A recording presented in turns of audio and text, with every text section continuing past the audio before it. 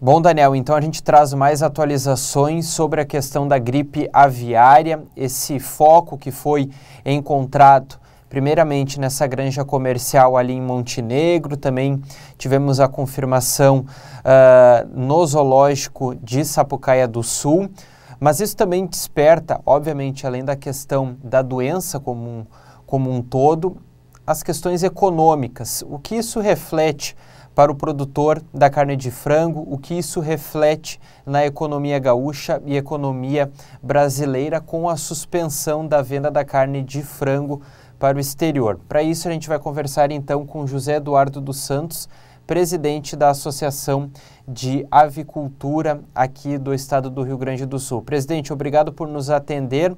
Fala um pouco então sobre essa questão da gripe aviária, o que isso reflete de fato na economia gaúcha, economia brasileira como um todo, diante dessas situações que estão se apresentando desde o final de semana. Primeiramente, agradeço o convite, por poder estar participando aqui desse programa e poder estar levando aí informações atualizadas do que está acontecendo, tá? Realmente, nós tivemos um primeiro caso de gripe aviária, influenza aviária, que nós chamamos, de alta patogenicidade, numa granja aqui do município de Montenegro, uma granja comercial de matrizes, e automaticamente são adotados todos os procedimentos preconizados aí pela legislação internacional, nacional, dos órgãos de defesa sanitária e de sanidade, para que haja todo um controle, uma averiguação na região, e tentar, dentro de um prazo máximo aí de 28 dias, executar todos os procedimentos, e não havendo nenhum tipo mais de casos positivos, poder solicitar a retomada de países, que por direito, pelos acordos bilaterais, pelas legislações internacionais de sanidade, acabam restringindo as importações do Brasil e do estado do Rio Grande do Sul. Pois bem, a gente ainda está num período ainda inicial, a gente já está recebendo as informações aí hoje, mais de 40 países anunciando as restrições, e é importante a população saber que não quer dizer que são todos os países que estão restringindo as importações do Rio Grande do Sul e do Brasil, mas sim cada país o seu critério. Aqueles que já estão numa condição mais avançada de reconhecer ali os procedimentos dispositivos como regionalização, compartimentação, acabam tendo restrições mais específicas, ou ao município, ou à região dentro de um raio de 10 quilômetros, ou somente o estado, ou também tem outras que ainda não chegaram a esse patamar, que aí restringem o Brasil num primeiro momento. Claro que isso gera implicações, interrompe o fluxo comercial, mas o setor está também, atento a essas situações e adota aí alguns planos de contingenciamento para essa situação também, comercial, produção, e adota alguns mecanismos, estoques, que a gente vai ter que, direcionar alguma coisa para os estoques. Para países que não tiveram uma restrição total, também vai ser redirecionado um volume maior. Empresas que têm filiais ou matrizes em outros estados também, vão ser redirecionadas operações para esses locais, e com isso a gente consegue, então, nesses 30 dias, manter uma estabilidade. E depois vamos acompanhando. Dentro desses 30 dias temos que ter os desdobramentos necessários para garantir aí, a finalização aí desse caso e poder retomar aí, a nossa atividade num fluxo normal. Ok, presidente. Obviamente, a associação ela defende os interesses dos produtores, de carne de frango. Qual o retorno que vocês já estão tendo por parte desses produtores e como vocês preveem o mercado a partir dessa situação da gripe aviária aqui no Rio Grande do Sul? O preço vai aumentar? A oferta vai aumentar? A procura vai aumentar ou diminuir? O que se pode trazer de prognóstico com essa situação da gripe aviária aqui no país? Bom, como eu disse, nós estamos no início da situação toda. Hoje deve fazer o quê? 4 ou 5 dias, E como eu disse, dentro desses 30 dias do procedimento lá na região, né, onde estão os técnicos da Secretaria da Agricultura, do Ministério da Agricultura, fazendo toda uma varredura, uma averiguação minuciosa, com um aparato tecnológico e tudo, rastreando toda a região. Se não houver mais problemas de contaminação, nesses 30 dias se encerra o caso, tá? E, paralelamente a isso, o que se refere à parte comercial, né, o setor vai estocar o que não puder exportar, né, e vai manter a cautela aí na produção. Então, assim, a gente prevê em matéria de preços uma estabilidade nesses primeiros 30 dias. Depois, ali na frente, a gente vai ver se vai faltar, porque aí o setor, como ele não vai exportar, se passar dos 30 dias as restrições totais aí que nós temos até agora, ele vai diminuir parte aí da sua condição de atender o mercado, né? E nós vamos aí ver qual vai ser o comportamento, né? Os países que nós exportamos também precisam da proteína avícola produzida no Brasil, seja carne de frango e ovos, né? E com isso a gente vai ter uma demanda externa também bastante aquecida e uma demanda interna aí de acordo com o que vai ser disponibilizado no mercado. Então, num primeiro momento nós vamos ter uma estabilidade. No segundo momento, após os 30 dias, podemos ter aí uma mudança no cenário, ou de queda, ou de aumento, ou manter ainda, né, os preços aí nos níveis que se encontram hoje. Tudo vai depender das soluções que vão acontecer nesses 30 dias.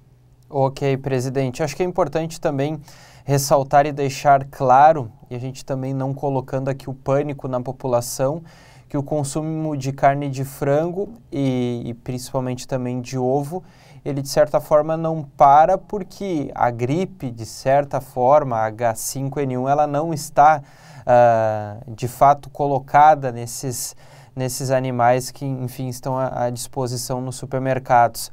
Mas acho que a gente repassar essa informação com mais clareza para que mitos não surjam durante esse período onde a gripe aviária está em evidência aqui no Brasil. Toda um trabalho, toda uma ação direcionada, né? E com isso a gente vai poder, né, mensurar aí quais serão os próximos passos que serão tomados, né? A gente vê que tem essas suspeitas também em outros estados, né? Isso traz uma certeza também que o serviço está bem ativo, né? De monitoramento, de vigilância, né? E também que nós vamos ter respostas rápidas para isso, como tivemos no caso de Newcastle, registrado em julho do ano passado aqui no estado do Rio Grande do Sul, né? O ruim disso tudo é que implica na questão comercial, implica no fluxo produtivo, implica numa série de demandas extra, né, rotina e jornada do dia a dia, né?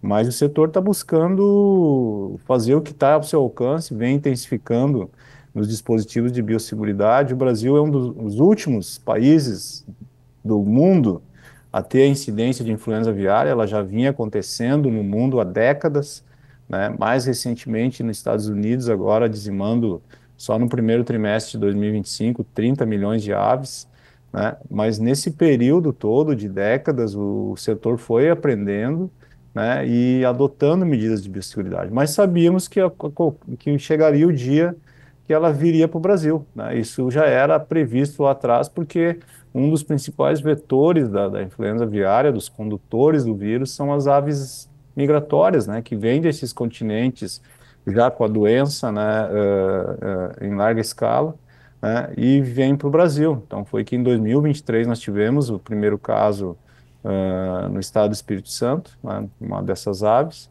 Depois tivemos no Rio Grande do Sul, depois tivemos em Santa Catarina, né, e isso, então, demonstra que a gente tem tido respostas rápidas, né? Naqueles casos já houve um controle, houve todo um monitoramento e no caso de Newcastle também houve toda uma adoção de medidas, né? Claro que o sistema de biosseguridade ele é avançado, mas também, né, ele é suscetível a algum tipo de vulnerabilidade quando a gente tem esses agentes, né, como aves migratórias, né, que a gente não consegue controlar, né, e outras falhas que poderiam ter acontecido, mas, né, como eu disse, a gente está bastante avançado, né, a gente teve um caso, né, veja bem, Comparando agora, né, a situação de 17 mil aves em Montenegro, né, com casos aí de milhões e milhões de aves sacrificadas aí em outros países.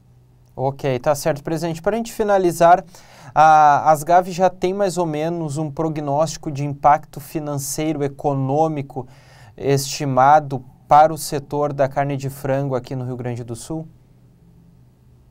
Não, ainda é muito cedo, porque nós estamos dentro de um mês ainda, né, do mês em exercício, né, onde nós vamos ter que apurar o que vai deixar de ser embarcado, o que vai voltar, né, que estejam aí a caminho de outros países, né, em navios e tal. Então a gente não tem ainda esse número, né, para falar. Vamos ter, sim, como tivemos no caso de Newcastle, né, no ano passado, que deixamos de exportar quase 55 mil toneladas de carne de frango, né, gerando um prejuízo aí na ordem de 160 milhões de dólares, né, mas foi apurado isso aí dias depois, né, então ainda não temos, né, vamos ter uma redução, né, na nossa exportação, vamos ter uma redução na nossa receita, mas ainda não consigo mensurar quanto já está previsto de valores. Tá certo, presidente. Um abraço e o desejo que tudo se normalize o mais rápido possível. Ok, grande abraço para vocês aí também e parabéns pelo trabalho aí da região de Cachoeira, que eu já tive a oportunidade hoje de falar também para outro meio de comunicação aí da região, né, bastante ativo e levando informações verdadeiras, né, como você mesmo disse, não há restrições no consumo de carne de frango e ovos, né, fosse isso a gente não exportaria para mais de 150 países, atendendo aí, né, a alimentação de milhões de famílias, né, que tiveram lá a falta do produto por questões de influenza aviária, por questões econômicas, por questões de conflitos, por uma série de coisas, e o Brasil foi lá, o Rio Grande do Sul foi lá, se apresentou e manteve a alimentação desses milhares de pessoas, como tem aqui no Rio Grande do Sul, que nós destinamos 60% da nossa produção para alimentar a população brasileira, que pode ficar tranquila, né, e consumir aí a carne de frango e ovos, não vai ter nenhum tipo de problema com influenza aviária. Grande abraço a todos e ficamos à disposição. Tá certo. Daniel, então conversamos com José Eduardo dos Santos, presidente da Associação Gaúcha de Avicultura, falando um pouco então sobre esse prognóstico e esses primeiros dias da confirmação de um foco de gripe aviária aqui no Rio Grande do Sul e até o momento esses impactos voltados à economia gaúcha e também brasileira.